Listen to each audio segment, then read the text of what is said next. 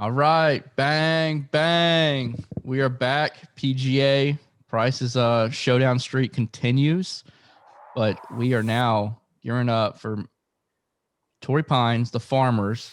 We are back at two different courses, the North and the South course. So the players are going to play one round at each course over the first 2 days. Then once the cut is made over the weekend, they're going to the hard course of the South, where it's 7,700 yards, a par 72. The sea level makes the ball not fly as far as well. So it's definitely a difficult course. And so it's going to be interesting with how the North course plays in, especially for showdowns. But we're out in California, so we have a star-struck field. It's a great field. This Torrey Pines, the South course, which is the tough course, is going to host the U.S. Open. I think was it June, July? I can't remember when this year. But so it's gonna be fun. It's gonna be a good ride here, and we're gonna continue on.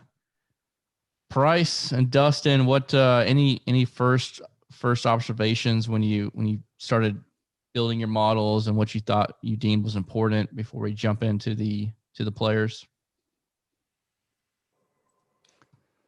So the biggest thing, like you talked about, the South course is a behemoth, 7,700 yards, especially because you're basically at even sea level, so you don't get the extra carry. And the called marine layer out in California when you're by the coast makes it even tougher to get distance on the ball. So that course is going to be tough. And then Friday is supposed to rain. There's an 80% chance of rain. And it'll be 13-mile-an-hour winds is what it looks like. That means that course could be pretty darn tough. So you want someone who can hit the ball long, I think, especially they're going to play that course 3 times. But, I mean, like you talked about star-struck field, there's so many good players this week. I mean, it's like the who's who of the top-end golfers are here to play. Yeah, it's a good warm-up for the U.S. Open. Get some action on that South course. And you're talking about who's. You got Brant Sendeker, who's won here twice. So I have to say he's the top of the list player. But on a real note, it is in California. So, John Rahm is going to come out to play. And he's won here. He's won in 2017. He got second last year. In 2019, he got fifth, tied for fifth. So he tops us up at the 11-3 range. So I don't think he's ranged out. He's not 11-5 or 11-5 or, higher than that. So that's good. And you have Rory, who came all the way back over from the Middle East. He got second, I believe, last week. And then down at the bottom of the range, you have Patrick Reed, who came off a missed cut, but did finish 13th and then 6th last year here, and has made the cut every year he's played, except for 2016 he withdrew. So from 10-1 up to John Rahm, who are you targeting here? I think for me, I like Rahm and Finau. I like Rory too. To be honest with you. The only one I don't like is Xander, and he rates the best in my model. How do you say his last name? Shufafali. Anyway, just because his tournament history here has been brutal. He's tied for 25th, but then, like you said, all those cuts. Kind of for me, if I'm going to risk it, I want a guy that's obviously ranked, and all these guys are top 10 in my model, so that helps. So I think I think Finau might be lower owned just because he has that thing where he doesn't win type of outlook. So I think in a tournament GPP single entry type play that you could get him hopefully at lower ownership. But I feel like Rory and Rahm are going to be high owned. I agree with you there. They're both priced pretty cheap for top end guys. Usually you see someone like 11.7 and then 11.5. So to get Rahm at 11.3, like Chris was talking about, who has phenomenal course history here. And then is there ever a week where Rory doesn't pop in the freaking stat model? And he's just so good. But he choked on this weekend. He had the 54-hole lead, And then Hatton came out and just ran away from it. But I do agree with the Finau take. He's dominated here in his last 5 years. So if I'm going to take the top end, it's going to be one of those three, Rahm, Rory, or Finau. Yeah, it's hard. I think Rory, like driving distance is one thing that plays a big factor. So, I mean, Rahm hits a long ways, but Rory and Tony are just superior there. And Finau, like, look, Sunday he can never close. He didn't close again last week. He had a new caddy, so everyone thinks he's going to be able to close. But our boy Si Woo did. Mm-hmm. But Tony has 18th is the worst he's placed, and he's played every year from 2016 on. 3 top 10s, a 4th, a 6th, a 6th. So at 10-7, I really like his price. And I'm with Dustin. Xander has missed the cut 2016, 17, 18. He got 25th, 2019, and then missed the cut last year. And so I'm not gonna have any shares of him at all. But I think my two golfers are gonna be Jon Rahm and Tony Finau. Rory coming all the way back to the States. He could use this more of just wanting to play that South course, hopefully for a few days, more so than trying to win it. That's a long hike back over to the States. But yeah, so Jon Rahm and Tony Finau are my two in the upper range. And then let's move on down. And I can't wait to hear how Price wants to use Harris English. I know you have a lot of mixed emotions with him. So tell our audience here, what do you think about Harris English, and how has he dealt every time you put him in your lineup?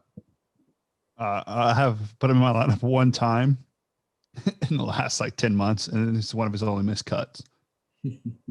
I hate playing Harris English. I feel like he's an average golfer at best who never rates well for me, and he always freaking top 15s. He even has a couple top 15s here, I think 3 and 4 years ago. But then he's had 2 bad results the last 2 years. I think the only person I'm going to touch in the 9K range is Hideki. I was all on Brooks last week. He looked like crap. Sungjae, but I'd rather drop down and play Hideki. And maybe I have a feeling y'all two are going to go over the young guns. So I'll let y'all talk on them. But I think Hideki's probably going to be my only play in this range. Well, you go first, Dustin. Where you at this 9K range? So I'm actually opposite. Kind of opposite. So I like Decky, but Price kind of sold me on that off the air before we got on. He's been really good besides his putter. Like lost 10 strokes a couple weeks ago, lost strokes last week. So if he gets a decently hot putter, then he's gonna be up there. It's not even decently hot. It's just if he can only lose 1 stroke against the field, he's going to top 10. But I like Harris English. His recent form has been really good. Probably so they're shaking his head no. But his recent form is really good. He rates number 4 in my model. Just really good across the board. Besides Price's miscut that he had for him, he is usually pretty steady Eddie as far as making cuts is concerned. So I think, it's kind of pricey at 9,800 for me to pay up for him, but I do like him. I'm not really sold on any of these other golfers that much. I feel like there's a lot of risk in some of them. So I'll probably skip over this range completely or have some sprinklage of Harris and Hideki. Chris? So Brooks teed up for you. Well, Brooks let Price down, let me down, let us down last week, but it's kind of part of the course. He acts like he says he's gonna come out to win, but in reality, his form is not there. But $9,400 is a bargain because his win equity is up there with Rahm and Rory. I'm not going to pull the trigger, though, I don't think. I think in the MME, it'd be hard not to play him if I play 20 lineups, not put him in one lineup. But even then, he ranks out 7th in my model. Everything looks good. Par 5 is a big thing. Driving distance, long par 4s, 450 to 500 yards. He's top 30 in there. And with all that said, I'm going to pass as well. But Scotty Scheffler and Matthew Wolff. Oh man, if I was going to pick one of them, I would pick Matthew Wolff. I think, did he play here last year as well? I think he got 21st. Yeah, he got 21st. I like Matthew Wolff at 9,100. I think he's just a better all-around golfer right now than Scotty Scheffler, and I have no problem taking shares with Matthew Wolff. But right now, I love going like a John Rahm and Finau and then going down. And so I have no problem, honestly, just fading this whole range. But if Sanjay M was in the lower range of 9K, which where I think he should be, I would look at him pretty hard if he was around 9,100. But I don't like the price tag of 9,600 at all for Sanjay M. So that's kind of how I view this range. I'm with you. I think Wolff.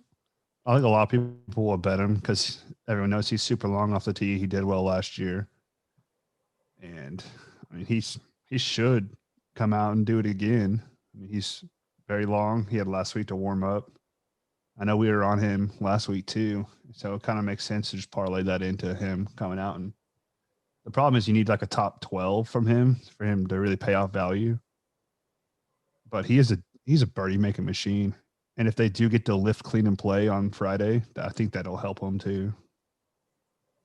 Yeah, he's a player that it doesn't matter how he played the weeks before. He's he's just like a little kid out there just having fun and nothing bothers him, it seems like. So let's get down to, we got the winning range here. We got Mark Leishman, who won last year. We have Siwoo, who won last week. Are we going to be on the off train of, look, Siwoo finally, he got himself a win, time to hop off, or is his birdie making ability going to stay on fire here? I like him. The things that I like, great form coming in, like I've talked about, and he rates really well, pops in the model. You do have the factor of he just got to win. Is there some let off? But he's a young guy, and hopefully still hungry. So I don't think it's a bad play, especially given his price tag, to go back to him. We've been on him, 2 weeks in a row, I think, price. So why not make it 3, the trifecta? So yeah, I'm going to look at him hard. I think this range is chock full of great plays. I mean, and I'll just go over a few because I know y'all probably have a handful as well. So I like Siwoo, and then I like Ryan Palmer. Always good on the green, rates pretty well my model. He's not the longest guy off the tee, but he's pretty accurate. So I like him there at 8,400, a lot of value. And then dropping down, well, I won't go down that far, but Will Zalatoris, who Price, has been on the Korn Ferry Tour. I'm excited to hear what Price says about Will Zalatoris. Yeah, me too. I'm not going to go too much into it, but I thought for a second you were going to drop into the 7K range and pull a Dustin there. I was. I held myself up. So those are my 3, just off the bat. But I think there's 7 or 8 guys here that really catch my eye. Chris, from one lefty to another. Yes, Bubba Watson, 8,800, lock and load.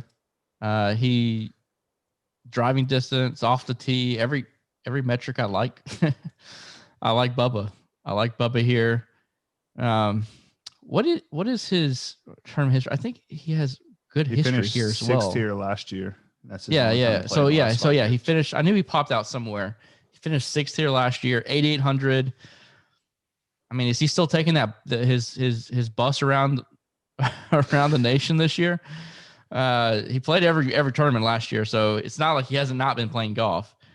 So I like Bubba Watson at 8,800, and then you have right below him 2 former winners at this tournament, Mark Leishman and then Jason Day. I like Jason Day. Mark Leishman won this tournament. I'm pretty sure didn't do anything the rest of the year. I think his form was horrible, I believe. Jason Day, the last 3 years, first, fifth, and 16th. So 8,600. He is a proven winner. He's a former world #1 player. So that's a good price range. So Bubba Watson, I really like. I'm passing Siwoo. I'm a firm believer, unless you are an elite player, if you win, I'm just going to be completely off you the next week, unless it's your track that you own that you're really good at. So Bubba Watson, I'm intrigued by Jason Day. And then Price is going to win me over with Will Zalatoris. So let's hear it. I don't know why you're off Siwoo. The dude is a ball striking machine. He's long. He's accurate. He's 25, so I don't think he really cares. This is his third time to win. It's not his first time, so I think he's a really solid player. I love Jason Day. I already bet him at 45-1. I threw a little bit of Munskies on him and on Will Zalatoris. I mean, Zalatoris is just a monster, ball striking machine. I think he finished outside the top 10 like 4 times on the Korn Ferry Tour last year. I know it's not the same level, but if you're a guy who can week in and week out consistently be at the top of the leaderboard because your ball striking is so good and he's a phenomenal ball striker, you're going to be in a spot to win every week. Yeah. We ran with him at the U.S. Open last year, and he ended up, I think, top 10ing for us. Top 10, yeah. And I bet him at 60-1. I mean, he's super cheap. I feel like he has a very good chance to come out here. I think he played 2 or 3 years ago and missed the cut, and then went and hammered out. And his game's just at a different level now. Yeah, and he wants to win. There's reason for him to play well here. And I like your Palmer pick because there's only like 1 hole with water on it this week. So he has good course history too. Palmer, 2nd, 13th, and 21st the last 3 years. So 100% fade will be Ricky. He's like the host of it because he's sponsored by Farmers, and he never plays well. Him and Xander never play well here. It's crazy. Tricky Ricky. The other guys I like, there's a theme with Australians here. So I feel like people might click Cam Smith too, but I'd rather not play him. There's a couple other cheaper guys I'd rather touch on. But I think in this range, it's Siwoo, Bubba, Day, Palmer, and Zalatoris. Yeah, I'm with you on all that. And you can lead us off with your favorite golfer in the world in the next range. Yeah, you know who I'm going to say. I have 2. Cameron Davis. No, I have 2. No, stop it. Wrong Cameron. All right. So we have 2 players, and this will allow you to play players like a John Rahm and Tony Finau. They're not like, I don't know, it's still going to be tough to fit both of them in there. But Sammy Burns let us down on Thursday. He came back with a great round on Friday. Missed the cut, though. POA is a surface he likes, putting, and he is a long player. He's a young stud. Talk about ball striking is great, and he is an up-and-coming player. I love him at 7,700. But talking about another young gun who went off at the – what was the major he did? He made us a lot of money. The PGA last year. Where all your guys popped off. Yeah, because we had all the young guns, right? We had like Scotty Scheffler, Cam Champ, I forget who else. Morikawa who won. But Cam Champ, if you don't already know. So what are a couple metrics that we are really interested in? Driving distance. Cam Champ, what is he in driving distance? Let me go right here. 15th. Where is he? Is he really 15th? There's no way he's 15th. All right. He's 15th. But his driving just he's really 15th? There ain't no way. Numbers don't lie. No, I did something wrong. I did something wrong. No, just tell us his putting and then we'll tell you if you're right. No, I don't know what the heck happened there, but he should be up there with Tony Finau in driving distance. But he is a long hitter, and that is what is important here. Our statistician must be broken. What? I'm flabbergasted right now because I swear I looked him up earlier today and he was in my top 5. You probably had the wrong round selected. I must have done something wrong. But Cam Champ is the other 7,700 guy. Let me get back to the. I'm all messed up now. He's 7,900, I believe. Yeah, 7,900.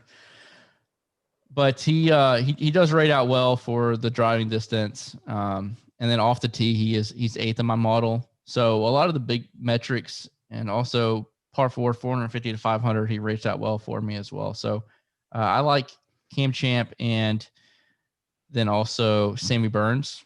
And I got one more pick. Last week, Francesco Molinari was grossly underpriced. And he did really good for us. So Francisco Molinari also his opportunity gains. He's number 2, and he's an elite player. Like you don't think of him as a long player, but he hits at 300 yards. So 7,800, I think he's good. Like there's a lot. These 70, like all these players, man. You got Gary freaking Woodland, 7,800 U.S. Open champ a couple years back. He smashes it. Strokes gained on par 5s. He's number 1. He's also number 1 in my model on. What else? Strokes gained, par 5. He's top 20 in both par 4, 450, 500, and par 3. There's 2 par 3s, 200 to 250 yards, and he's top 30 in those 2. A lot of green on my 4 metrics. top 20s in the last 5 years here. Yeah. He's number 5 off the tee, strokes gained. I feel a bet coming on with this one. I'll take Gary Woodland. All right, I got Corey Connors. Jesus. Right below him. That's fine. Easy money. So Corey Connors, number 1 in my model. Perfect form coming in for his price point. I feel like there's so much upside there at that price. You know, Gary Woodland before recently was been terrible. I mean, he was awful. He was playing with a torn labrum in his hip. Well, the excuses. Now he's healthy. Cole Beasley played with a broken fibula. Little difference in sports and the type of warrior it takes to play. Beasley is like 5'8". Okay, he might as well be Snedeker out there. He's the same size as an average professional golfer. There you go, bang bang. No, in all seriousness, I think Corey Connors is a great play. I do like the Sam Burns. He pops for me. There in the 7K range. Gooch, I think, is another interesting one here. 7,600, pretty good course history. Plays pretty good overall recently. So another guy right below him who I've been all about for the past couple of weeks, Grillo Pad. He's still coming in at 7,600. He's playing great. Gets that putter rolling a little bit, and he could really light it up. So I love that little 75 to 7,800 range. And then you look down a little lower, you got guys like an EVR, Lanto, who's popped for us a little bit in the past, even though I don't like him this week. But, you still got a lot of big names down here that have played. I noticed that y'all skipped over Spieth. Price, you don't like him this week? You know the answer to this before you ask it. I love that you like, hey, let's throw it out there. For those of you who aren't aware, Dustin and I went to the match play in Austin 2 years ago when they had it. And we watched a young girl ask Jordan Spieth, do you have any tips on getting into University of Texas? And he walked by her and didn't even acknowledge her. And so I told her, yeah, don't 4-putt like he just did on the last hole. And I thought his caddy's going to freaking throw me out of the tournament for a second. I hate Jordan Spieth. He's a whiny baby. He's like LeBron James, cries after every single play, every shot. It's never my fault. It's all Greller's fault. He gave me the wrong yardage. I'm always here for LeBron hate. I love it. I'm so glad that Spieth sucks now. I can't wait for 8 more years for his damn exemptions to go over and he's no longer playing. We're gonna be 70 and he's still gonna be playing the Masters though, so that sucks. He'll hit 3 in the water on 12 again, like an a-hole. So what about like a Fratelli or a Max Homa are in the $7,400 range? Y'all gonna forget about my boy Cam Davis? Did we skip him? Y'all skipped him. That's unbelievable. The dude's been on fire. On fire. And the two guys who took us to glory last week, you're like, yeah, forget about them. Unbelievable. Cam Davis comes through, makes us money in showdown week long, and both of y'all skip him. It's cold hearted. He's made the cut here 3 straight years. He's long, and his form is on fire. I'm going to have Cam Davis in a lot of my lineups this week. I like it. On the lower range, I really hate clicking this fool, but Benny Ann, because he's like Decky, he just can't freaking putt.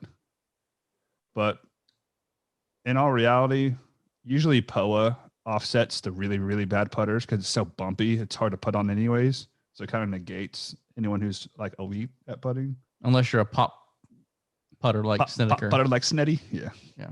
Such a weird motion. He gains 5 and 8 strokes putting as 2 victories. It's like something about this course and the greens. It's got to be. I swear one of them he won because he finished early, and then the winds kicked up like crazy speeds. I think this is it. Might be a different term, but I swear that's how he has one of his wins. Is he finished early in the AM, and everybody else the winds were so bad they shot like 8 to 10 over. Yeah, the only 2 good things or 3 good things. One, his price is $7K for a 2-time past winner here, and his around the green, because look, the South course is long. You're not going to get there in 2. You're going to have some around the green shots. He's number 2 in my model. And then the third thing is his par 3s from 200 to 225 is pretty good, better than average. So he has a couple things going for him. And then his putting, right?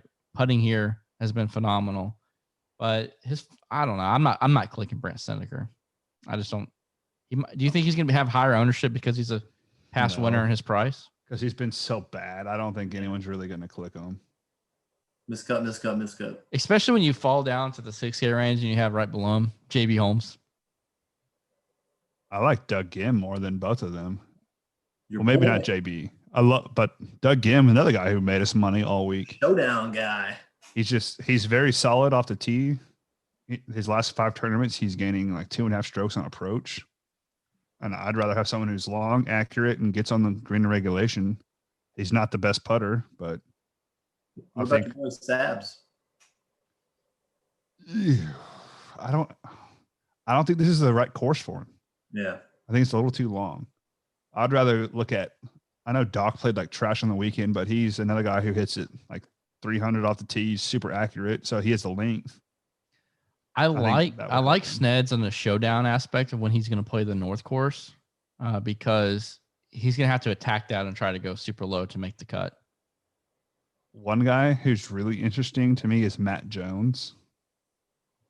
He has really good form the last 2 weeks. He's gained a lot of it putting, but there's just this thing with this course where Australians do well. And if it's windy, he's going to do well. I don't know if I'll really click him, but look at his results. I mean, he's played 4 times, made the cut 3. He has one top. He finished 13th 2 years ago, so he knows how to get around on the course. And I don't think he'll be that popular. And he tore it up the last 2 weeks after he made the cut. I believe he barely made the cut both weeks, and then on the weekend went low. But I do love JB Holmes.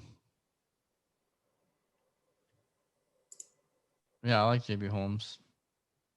I think he's a staple for us. Good old Southern boy from Kentucky.